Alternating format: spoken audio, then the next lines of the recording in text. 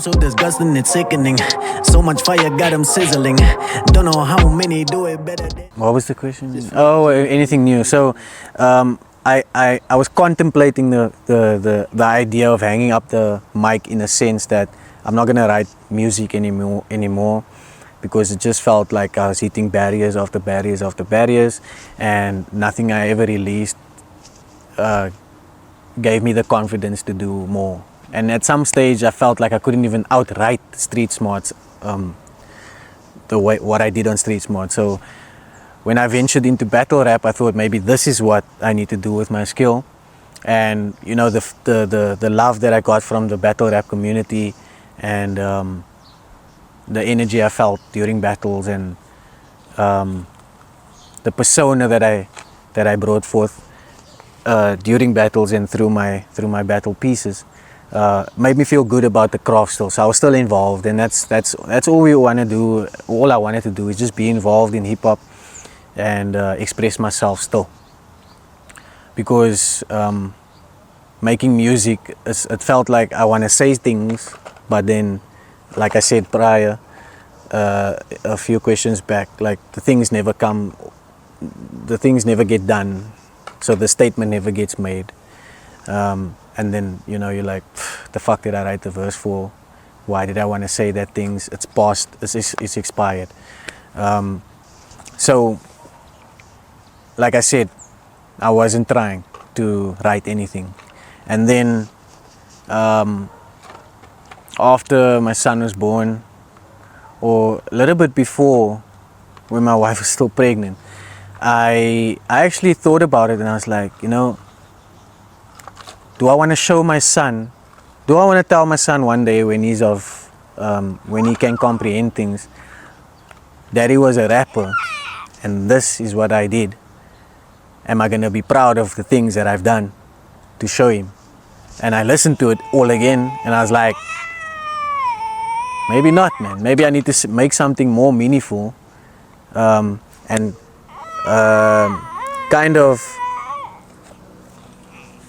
So even though I wasn't writing music, I was still writing, but for battle rap, which made my pen better. So I thought maybe I need to do something to better be proud of when I show him one day. And I fought with the idea of making beats and just doing a couple of songs, maybe speaking to him, or making songs about him, or about how my life is currently after a lot of the things happen. And I was like, but I can't make beats, you know? I can make a beat, but it's trash.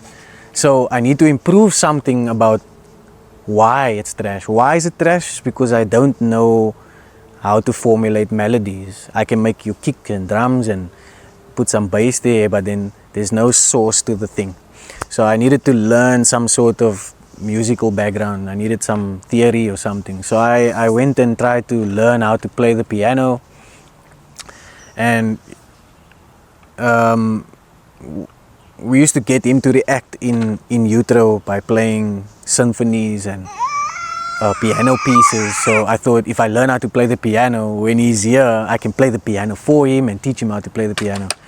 So it started there, and I used GarageBand on my phone and on my iPad, and I started teaching myself how to play chords and how to what the C scale is, and just the basics, you know.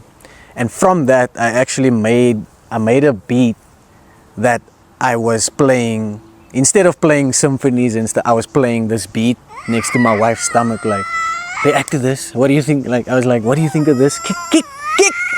Give daddy some love, you know.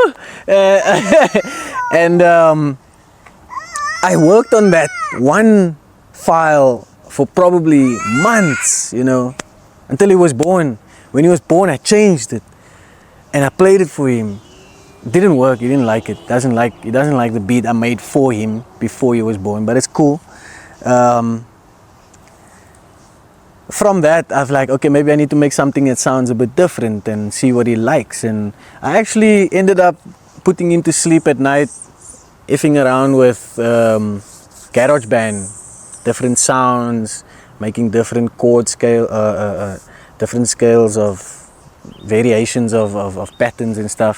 And you'd actually lay on my shoulder and listen to me develop these beats. And every time I'd play the same beat, he'd fall asleep. He'd go from being restless to calming down and actually like just chilling and falling asleep. And then I used that as a pattern for months to get him to sleep. So in that time where I took over bedtime with him, I actually created like 5, 6, 7, 8, 9 beats that I felt like I need to write to this. But I wasn't ready. I wasn't ready to write. Things were busy. Work was busy. Life was busy. I didn't get time to write. So I compiled probably 20. At some stage I had 20 different types of beats. And one day I just thought, why don't I just try and write something? Because one of it was a favorite. And I played this a lot, and I thought maybe I can formulate something to this. And I was saying what hindered me from completing a song before on my own was the hook. So I was like, I'm not writing a word until I figure out a hook.